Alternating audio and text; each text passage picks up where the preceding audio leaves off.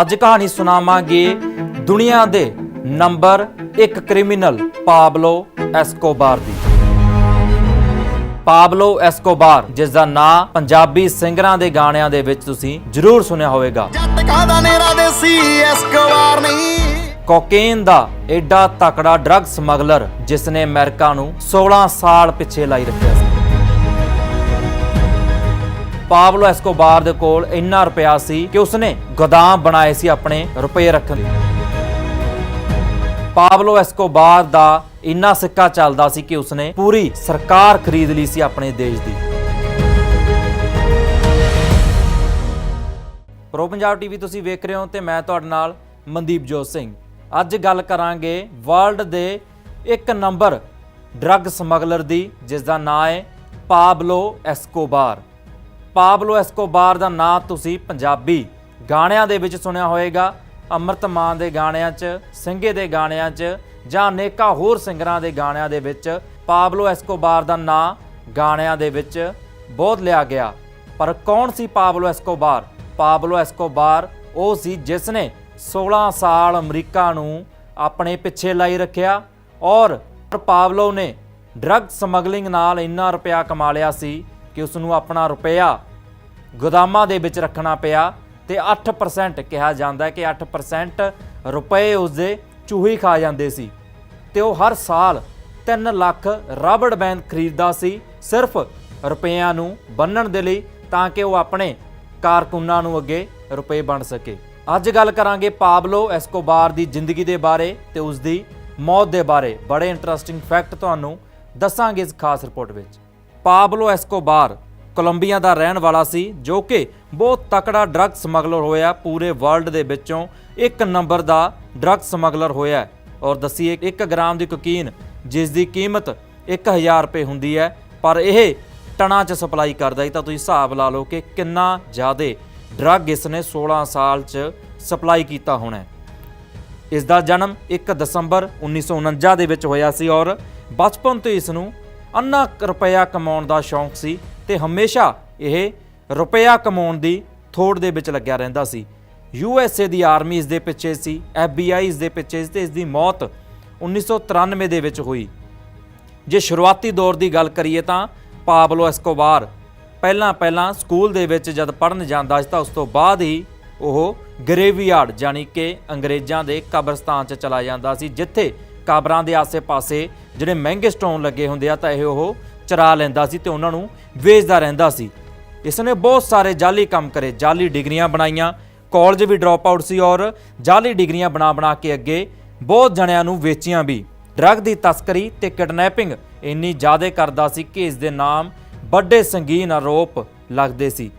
ਦੱਸੀਏ ਕਿ ਸਭ ਤੋਂ ਪਹਿਲਾਂ ਇਸ ਨੇ ਬਚਪਨ ਦੇ ਵਿੱਚ ਹੀ ਸਪੇਅਰ ਪਾਰਟਸ ਤੋਂ ਹੀ ਇੱਕ ਪਲੇਨ ਬਣਾ ਲਿਆ ਸੀ ਆਪਣਾ, ਯਾਨੀ ਕਿ ਸਪੇਅਰ ਪਾਰਟ ਇਸ ਨੇ ਕਬਾੜ ਦੀ ਦੁਕਾਨ ਤੇ ਜਾ ਕੇ ਇਕੱਠੇ ਕੀਤੇ। ਉਸ ਤੋਂ ਬਾਅਦ ਉਹਨਾਂ ਨੂੰ ਖਰੀਦ ਕੇ ਲੈ ਕੇ ਆਇਆ ਤੇ ਘਰ ਬੈਠ ਕੇ ਇਸ ਨੇ ਉਹਨਾਂ ਤੋਂ ਪਲੇਨ ਬਣਾ ਲਿਆ, ਯਾਨੀ ਕਿ ਐਰੋਪਲੇਨ ਬਣਾ ਲਿਆ। ਤੇ ਉਸ ਤੋਂ ਬਾਅਦ ਇੰਨਾ ਅਮੀਰ ਹੋ ਗਿਆ ਸੀ ਕਿ ਇਸ ਨੇ ਪਣਡੁੱਬੀ ਵੀ ਖਰੀਦ ਲਈ ਸੀ। ਸਮੁੰਦਰ ਦੇ ਥੱਲਿਓਂ ਵੀ ਇਹ ਆਪਣਾ ਵਪਾਰ ਜਿਹੜਾ ਸੀ, ਤਸਕਰੀ ਸੀ ਨਸ਼ੇ ਦੀ, ਕੋਕੀਨ ਦੀ, ਉਹ ਕਰਦਾ ਰਹਿੰਦਾ ਸੀ। ਮੱਛੀਆਂ ਦੇ ਢਿੱਡ 'ਚ ਵੀ ਕੋਕੀਨ ਦੇ ਪੈਕਟ ਪਾ ਕੇ ਇਸ ਨੇ ਸਮਗਲਿੰਗ ਕੀਤੀ। ਜਾਂ ਇਸ ਦੇ ਖਿਲਾਫ ਜੇ ਕੋਈ ਬੋਲਦਾ ਸੀ ਤਾਂ ਇਹ ਜਾਂ ਤਾਂ ਉਸ ਨੂੰ ਖਰੀਦ ਲੈਂਦਾ ਸੀ ਜਾਂ ਫਿਰ ਉਸ ਨੂੰ ਗੋਲੀ ਮਾਰ ਦਿੰਦਾ ਸੀ। ਇਸ ਨੇ ਅਨੇਕਾਂ ਬੰਦੇ ਮਰਵਾਏ। ਕੋਲੰਬੀਆ ਦੇ ਵਿੱਚ 25 ਤੋਂ 27 ਹਜ਼ਾਰ ਬੰਦੇ ਮਰਵਾਉਣ ਦਾ ਦੋਸ਼ ਲੱਗਦਾ ਪਾਬਲੋ ਐਸਕੋਬਾਰ ਤੇ। ਅਫਸਰ, ਜੱਜ, ਜਰਨਲਿਸਟ, ਪੁਲਿਸ ਅਫਸਰ ਬਹੁਤ ਜ਼ਿਆਦਾ ਇਸ ਨੇ ਮਰਵਾਏ। ਇਸ ਦੀ ਮਨਸ਼ਾ ਸੀ ਕਿ ਇਹ ਕੋਲੰਬੀਆ ਦੇ ਉੱਪਰ ਰਾਜ ਕਰੇ ਤੇ ਇਹ ਕੋਲੰਬੀਆ ਦੇ ਉੱਪਰ ਰਾਜ ਕਰਦਾ ਵੀ ਸੀ। ਪਾਬਲੋ ਐਸਕੋਬਾਰ 26 ਸਾਲ 'ਚ ਜੇ ਪਹਿਲੀ ਵਾਰ ਫੜਿਆ ਗਿਆ ਤਾਂ $30 ਮਿਲੀਅਨ ਇਸ ਦੇ ਬੈਂਕ ਅਕਾਊਂਟ ਦੇ ਵਿੱਚ ਸੀ ਔਰ ਇਸ ਨੇ ਉਸ ਸਮੇਂ ਸਰਕਾਰ ਖਰੀਦ ਲਈ ਸੀ। ਪਾਬਲੋ ਐਸਕੋਬਾਰ ਇੱਕ ਅਜਿਹਾ ਡਰੱਗ ਸਮਗਲਰ ਹੋਇਆ ਜਿਸ ਨੇ ਪੂਰੀ ਦੀ ਪੂਰੀ ਦੇਸ਼ ਦੀ ਸਰਕਾਰ ਖਰੀਦ ਲਈ ਸੀ। ਕੋਕੀਨ ਉਗਾਉਣ ਵਾਲਿਆਂ ਨੂੰ ਇਹ ਸਿਕਿਉਰਿਟੀ ਦਿੰਦਾ ਸੀ ਕਿ ਭਾਈ ਤੁਸੀਂ ਕੋਕੀਨ ਉਗਾਓ, ਤੁਸੀਂ ਮੇਰਾ ਕੰਮ ਕਰੋ, ਸਿਕਿਉਰਿਟੀ ਤੁਹਾਨੂੰ ਮੈਂ ਪ੍ਰੋਵਾਈਡ ਕਰੂੰਗਾ। ਸੋਚਣ ਵਾਲੀ ਹੈ ਕਿ ਕਦੇ ਇਸ ਦੇ ਉੱਪਰ ਮੁਕੱਦਮਾ ਨਹੀਂ ਸੀ ਚੱਲਿਆ, ਕੋਈ ਵੀ ਟ੍ਰਾਇਲ ਜਿਹੜਾ ਹੈ ਇਸ ਦੇ ਉੱਪਰ ਨਹੀਂ ਚੱਲਿਆ ਸੀ। ਔਰ ਜੇ ਗੱਲ ਕਰੀਏ ਤਾਂ ਪੋਲਿਟਿਕਸ ਵੀ ਇਸਨੇ ਜੁਆਇਨ ਕੀਤੀ, ਪੋਲਿਟਿਕਸ ਦੇ ਵਿੱਚ ਵੀ ਆਇਆ, ਪਰ ਬੜੀ ਛੇਤੀ ਇਸਨੇ ਪੋਲਿਟਿਕਸ ਤੋਂ ਦੂਰੀ ਬਣਾ ਲਈ ਜਦੋਂ ਇਸਨੇ ਦੇਖਿਆ ਕਿ ਉਸ ਨੂੰ ਵਿਰੋਧ ਜਿਹੜਾ ਉਸਦਾ ਬਹੁਤ ਹੋ ਰਿਹਾ। ਕੋਲੰਬੀਆ ਦੇ ਵਿੱਚ ਇੱਕ ਵਾਰ ਦੀ ਗੱਲ ਹੈ ਕਿ ਕੋਲੰਬੀਆ ਦੇ ਵਿੱਚ ਸਰਕਾਰ ਜਿਹੜੀ ਹੈ ਉਹ ਡਾਮਾਡੋਲ ਸੀ, ਕਰਜ਼ਾ ਸਰਕਾਰ ਦੇ ਉੱਪਰ ਬਹੁਤ ਸੀ, ਤਾਂ ਇਸਨੇ ਆਫਰ ਕੀਤਾ ਕਿ ਮੈਂ ਸਾਰਾ ਸਰਕਾਰ ਦਾ ਕਰਜ਼ਾ ਉਤਾਰ ਦਿੰਨਾ ਪਰ ਤੁਸੀਂ ਮੈਨੂੰ ਕਦੇ ਗ੍ਰਿਫਤਾਰ ਨਹੀਂ ਕਰਨਾ। ਤਾਂ ਅਜਿਹੇ ਆਫਰ ਇਸਨੇ ਸਰਕਾਰਾਂ ਨੂੰ ਉਸ ਸਮੇਂ ਦਿੱਤੇ ਤੇ ਰਾਸ਼ਟਰਪਤੀ ਤਾਂ ਇਸ ਤੋਂ ਥਰ-ਥਰ ਕੰਬਦਾ ਸੀ। ਜੇ ਗੱਲ ਕਰੀ ਤਾਂ USA ਦੇ ਵਿੱਚ, ਅਮਰੀਕਾ ਦੇ ਵਿੱਚ ਇਸਨੇ ਸਭ ਤੋਂ ਵੱਧ ਡਰੱਗ ਦੀ ਸਮਗਲਿੰਗ ਕੀਤੀ, ਕਿਉਂਕਿ ਅਮਰੀਕਾ ਦੇ ਵਿੱਚ ਡਰੱਗ ਦੀ ਜਿਹੜੀ ਡਿਮਾਂਡ ਸੀ ਬਹੁਤ ਜ਼ਿਆਦਾ ਸੀ। ਦੁਕਾਨਾਂ ਤੇ ਵੀ, ਪਰਚੂਨ ਦੀਆਂ ਦੁਕਾਨਾਂ ਤੇ ਵੀ ਡਰੱਗ ਵਿਕਦਾ ਸੀ USA ਦੇ ਵਿੱਚ। 12 ਤੋਂ 14 ਸਾਲ ਦੇ ਬੱਚੇ ਡਰੱਗ ਸਮਗਲਿੰਗ ਦੇ ਵਿੱਚ ਫਸੇ ਹੋਏ ਸੀ। ਉਹ ਡਰੱਗ ਐਡਿਕਟਡ ਵੀ ਸੀ ਤੇ ਡਰੱਗ ਦਾ ਕਾਰੋਬਾਰ ਵੀ ਕਰਦੇ ਸੀ। ਅਮਰੀਕਾ ਦੀ 80% ਡਰੱਗ ਸਮਗਲਿੰਗ ਦੀ ਮਾਰਕੀਟ ਪਾਬਲੋ ਐਸਕੋਬਾਰ ਕੰਟਰੋਲ ਕਰਦਾ ਸੀ। 80% ਡਰੱਗ USA ਦੇ ਵਿੱਚ ਪਾਬਲੋ ਦਾ ਜਾਂਦਾ ਸੀ। ਦੱਸ ਦੇ ਕਿ ਜਹਾਜ਼ ਦੇ ਟਾਇਰਾਂ ਦੇ ਵਿੱਚ ਪਾ ਕੇ ਡਰੱਗ ਇਸਨੇ ਬਹੁਤ ਵੇਚੇ। ਇਹ ਇੰਨਾ ਜ਼ਿਆਦਾ ਅਮੀਰ ਸੀ ਕਿ ਪਲੇਨ ਚਲਾਉਣ ਵਾਲੇ ਪਾਇਲਟ ਨੂੰ 5000 ਕਰੋੜ ਰੁਪਇਆ ਇਹ ਇੱਕ ਗੇੜੇ ਦਾ ਦਿੰਦਾ ਸੀ। ਇਸਨੇ ਛੋਟੇ-ਛੋਟੇ ਬੱਚਿਆਂ ਨੂੰ ਵੀ ਤਸਕਰੀ ਤੇ ਲਾਤਾ ਸੀ, 15 ਸਾਲ ਦੇ ਛੋਟੇ-ਛੋਟੇ ਬੱਚਿਆਂ ਨੂੰ, ਕਿ ਮੇਰੇ ਤੇ ਕੌਣ ਸ਼ੱਕ ਕਰੂਗਾ ਜਾਂ ਫਿਰ ਉਹ ਬੱਚਿਆਂ ਦੇ ਉੱਪਰ ਕੌਣ ਸ਼ੱਕ ਕਰੂਗਾ। ਤਾਂ ਦੱਸ ਦਈਏ ਕਿ ਕੋਲੰਬੀਆ ਦੇ ਵਿੱਚ ਜਿਸ ਸਮੇਂ ਇਹ ਡਰੱਗ ਬਣਾਉਂਦਾ ਸੀ ਤਾਂ ਉਸ ਦੀ ਕੀਮਤ 9000 ਦੇ ਕਰੀਬ ਸੀ। 9000 ਅਮਰੀਕਨ ਡਾਲਰ ਦੇ ਵਿੱਚ ਡਰੱਗ ਤਿਆਰ ਹੁੰਦਾ ਸੀ ਤੇ ਅਮਰੀਕਾ ਦੇ ਵਿੱਚ ਜਾਂਦਾ 1 ਲੱਖ ਡਾਲਰ ਤੱਕ ਪਹੁੰਚ ਜਾਂਦਾ। ਤਾਂ ਤੁਸੀਂ ਦੇਖ ਸਕਦੇ ਹੋ ਕਿੰਨੇ ਜ਼ਿਆਦਾ ਰੁਪਏ ਡਾਲਰ ਇਸਨੇ ਕਮਾਏ। ਖਰਬਾਂ ਦਾ ਮਾਲਕ ਸੀ। 70-80 ਟਨ ਕਿਹਾ ਜਾਂਦਾ ਹੈ ਕਿ 70-80 ਟਨ ਜਿਹੜਾ ਇੱਕ ਮਹੀਨੇ ਦੇ ਵਿੱਚ ਇਹ USA ਦੇ ਵਿੱਚ ਡਰੱਗ ਸਮਗਲਿੰਗ ਕਰਦਾ ਸੀ। 70-80 ਟਨ ਕੋਕੀਨ USA ਦੇ ਵਿੱਚ ਇਹ ਪਰ ਮੰਥ ਸਮਗਲਿੰਗ ਕਰਦਾ ਸੀ। 1982 ਦੇ ਵਿੱਚ ਕਹਿੰਦੇ ਇਸ ਦੇ ਪਿੱਛੇ FBI ਪੈ ਜਾਂਦੀ ਹੈ ਤੇ ਉਸ ਤੋਂ ਬਾਅਦ ਜੇ ਇਸ ਦੇ ਫੈਕਟ ਚੈੱਕ ਕਰੀਏ ਤਾਂ ਉਸ ਤੋਂ ਬਾਅਦ ਜਿਹੜਾ ਹੈ ਇਸ ਦੀ ਇੱਕ ਦਿਨ ਦੀ ਕਮਾਈ 70 ਮਿਲੀਅਨ US ਡਾਲਰ ਨਿਕਲੀ ਸੀ। ਤਾਂ ਤੁਸੀਂ ਸੋਚ ਸਕਦੇ ਹੋ 7 ਕਰੋੜ ਇੱਕ ਦਿਨ ਦੀ ਕਮਾਈ ਇਸ ਦੀ ਨਿਕਲੀ ਸੀ। ਔਰ 1989 ਦੇ ਵਿੱਚ ਫੋਰਬਸ ਦੇ ਵੱਲੋਂ 227 ਬਿਲੀਅਨਰ ਦੀ ਲਿਸਟ ਜਾਰੀ ਕੀਤੀ ਗਈ, ਜਿਸ ਦੇ ਵਿੱਚ ਪਾਬਲੋ ਐਸਕੋਬਾਰ ਦਾ ਨਾਮ ਵੀ ਸ਼ਾਮਲ ਸੀ ਤੇ ਕਿਹਾ ਜਾਂਦਾ ਹੈ ਕਿ ਉਸ ਸਮੇਂ ਇਸ ਦੀ ਵਰਥ ਜਿਹੜੀ ਸੀ 3 ਬਿਲੀਅਨ US ਡਾਲਰ ਹੋ ਗਈ ਸੀ। ਤੇ ਉਸ ਤੋਂ ਬਾਅਦ ਇਸ ਦੇ ਬੇਟੇ ਨੇ ਬਿਆਨ ਦਿੱਤਾ ਸੀ ਕਿ ਤੁਸੀਂ ਤਾਂ ਸਾਡੀ ਕੀਮਤ ਦੇ ਨੇੜੇ ਤੇੜੇ ਵੀ ਨਹੀਂ ਹੋ।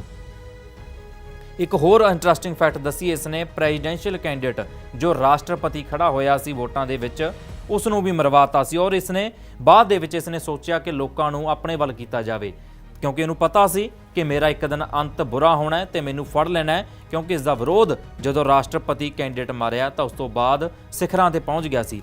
ਤਾਂ ਇਸਨੇ ਇੱਕ ਸਕੀਮ ਪਾਈ, ਲੋਕਾਂ ਦੇ ਲਈ ਕੰਮ ਕਰਨਾ ਸ਼ੁਰੂ ਕੀਤਾ, ਲੋਕ ਭਲਾਈ ਲਈ ਕੰਮ ਕੀਤੇ, ਹਸਪਤਾਲ ਬਣਾਏ, ਗਰੀਬਾਂ ਦੀ ਮਦਦ ਕੀਤੀ, ਲੱਖਾਂ ਕਰੋੜਾਂ ਰੁਪਏ ਗਰੀਬਾਂ ਨੂੰ ਦਿੱਤੇ। ਰੋਬਿਨ ਹੁੱਡ ਦਾ ਇਹਨੇ ਖਿਤਾਬ ਗਰੀਬਾਂ ਦੇ ਕੋਲੋਂ ਲੈ ਲਿਆ, ਸਕੂਲ ਕਾਲਜ ਬਣਾ ਕੇ ਉੱਥੇ। ਤਾਂ ਉਸ ਤੋਂ ਬਾਅਦ ਕੀ ਹੁੰਦਾ? ਉਸ ਤੋਂ ਬਾਅਦ ਹੁੰਦਾ ਇਨਾਮ ਰੱਖਿਆ ਜਾਂਦਾ ਪਾਬਲੋ ਐਸਕੋਬਾਰ ਤੇ ਇੱਕ ਮਹਿੰਗਾ ਇਨਾਮ ਰੱਖਿਆ ਜਾਂਦਾ। ਔਰ ਕੋਲੰਬੀਆ ਦੇ ਉੱਪਰ US ਜਿਹੜਾ ਪ੍ਰੈਸ਼ਰ ਬਣਾਉਂਦਾ ਕਿ ਭਾਈ ਹੁਣ ਸਾਡੇ ਹਵਾਲੇ ਕਰੋ, ਕਿਵੇਂ ਵੀ ਕਰੋ, ਪਾਬਲੋ ਐਸਕੋਬਾਰ ਨੂੰ ਸਾਡੇ ਹਵਾਲੇ ਕਰੋ, ਕਿਉਂਕਿ US ਦੇ ਰਾਸ਼ਟਰਪਤੀ ਨੇ ਉਸ ਸਮੇਂ ਇੱਕ ਗੱਲ ਕਹੀ ਸੀ ਕਿ ਬਾਏ ਹੁੱਕ ਔਰ ਕਰੁੱਕ ਮੈਨੂੰ ਪਾਬਲੋ ਐਸਕੋਬਾਰ ਚਾਹੀਦਾ, ਚਾਹੇ ਮਰਿਆ ਹੋਵੇ ਜਾਂ ਫਿਰ ਜਿਉਂਦਾ ਹੋਵੇ। ਕਿਹਾ ਜਾਂਦਾ ਹੈ ਕਿ ਪਾਬਲੋ ਐਸਕੋਬਾਰ ਨੇ 25000 ਤੋਂ 27000 ਲੋਕਾਂ ਨੂੰ ਮਰਵਾਤਾ ਸੀ। ਤਾਂ ਇੱਕ ਹੋਰ ਇੰਟਰਸਟਿੰਗ ਫੈਕਟ ਦੱਸੀਏ, ਕੋਲੰਬੀਆ ਸਰਕਾਰ ਨੇ ਇਸ ਨੂੰ ਕਿਹਾ ਕਿ ਤੈਨੂੰ ਅਰੈਸਟ ਕਰਨਾ ਹੈ, ਕਿ ਹੁਣ ਤੂੰ ਸਾਡੀ ਨਜ਼ਰ ਤੋਂ ਬਚ ਨਹੀਂ ਪਾਏਗਾ। ਤਾਂ ਇਸਨੇ ਕੀ ਕੀਤਾ? ਇਸਨੇ ਖੁਦ ਜਾ ਕੇ ਕੋਲੰਬੀਆ ਦੇ ਵੱਡੇ ਅਫਸਰਾਂ ਦੇ ਕੋਲੇ ਪਹੁੰਚਿਆ ਤੇ ਉੱਥੇ ਜਾ ਕੇ ਇਸਨੇ ਇੱਕ ਡੀਲ ਕੀਤੀ ਕਿ ਮੈਂ ਜੇਲ੍ਹ ਦੇ ਵਿੱਚ ਰਹਿ ਲਾਂਗਾ, ਮੈਂ ਆਪਣੀ ਇੱਕ ਜੇਲ੍ਹ ਬਣਾਉਂਗਾ, ਮੈਂ ਉੱਥੇ ਰਹਿ ਲੂੰਗਾ, ਪਰ ਮੇਰੀ ਇੱਕ ਸ਼ਰਤ ਤੁਹਾਨੂੰ ਮੰਨਣੀ ਪਏਗੀ। ਉਹ ਸ਼ਰਤ ਕੀ ਸੀ? ਉਹ ਸ਼ਰਤ ਸੀ ਐਕਸਟ੍ਰਾਡਾਈਟ ਲਾਅ, ਯਾਨੀ ਕਿ ਕਿਸੇ ਦੇਸ਼ ਤੋਂ ਦੂਜੇ ਦੇਸ਼ ਦੇ ਵਿੱਚ ਜਦੋਂ ਕੋਈ ਖੂੰਖਾਰ ਗੈਂਗਸਟਰ ਨੂੰ ਆਪਾਂ ਲੈ ਕੇ ਜਾਂਦੇ ਹਾਂ, ਕ੍ਰਿਮੀਨਲ ਨੂੰ ਲੈ ਕੇ ਜਾਂਦੇ ਹਾਂ, ਤਾਂ ਦੋ ਦੇਸ਼ਾਂ ਦੇ ਵਿਚਾਲੇ ਜਿਹੜੀ ਸੰਧੀ ਹੋਈ ਹੁੰਦੀ ਹੈ ਉਸ ਨੂੰ ਐਕਸਟ੍ਰਾਡਾਈਟ ਕਰਾਉਣ ਦੀ। ਤਾਂ ਇਸਨੇ ਐਕਸਟ੍ਰਾਡਾਈਟ ਕਰਾਉਣ ਵਾਲਾ ਲਾਅ ਹੀ ਹਟਾਤਾ ਸੀ, ਕਿਉਂਕਿ ਅਮਰੀਕਾ ਤੇ ਕੋਲੰਬੀਆ ਦੇ ਵਿੱਚ ਲਾਅ ਹੋਇਆ ਸੀ, ਲਾਅ ਸੰਧੀ ਹੋਈ ਸੀ। ਉਹ ਸੰਧੀ ਦੇ ਸਹਾਰੇ ਕੋਲੰਬੀਆ ਅਮਰੀਕਾ ਨੂੰ ਪਾਬਲੋ ਐਸਕੋਬਾਰ ਹਵਾਲੇ ਕਰ ਸਕਦਾ ਸੀ, ਪਰ ਇਸਨੇ ਉਹ ਲਾਅ ਹੀ ਹਟਵਾਤਾ। ਦੇਖੋ ਕਿੰਨੀ ਚੱਲਦੀ ਸੀ ਇਸ ਬੰਦੇ ਦੀ। 1991 ਦੇ ਵਿੱਚ ਇਹਨੇ ਇੱਕ ਜੇਲ੍ਹ ਬਣਾਈ। ਜੇਲ੍ਹ ਤਾਂ ਕਾਹਦੀ ਬਣਾਈ? 7 ਸਟਾਰ ਹੋਟਲ ਹੀ ਬਣਾ ਲਿਆ।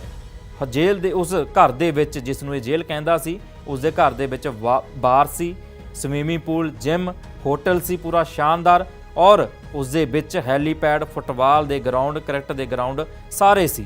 ਹੁਣ ਗੱਲ ਕਰਦੇ ਹਾਂ ਪਾਬਲੋ ਐਸਕੋਬਾਰ ਦੀ ਮੌਤ ਦੀ।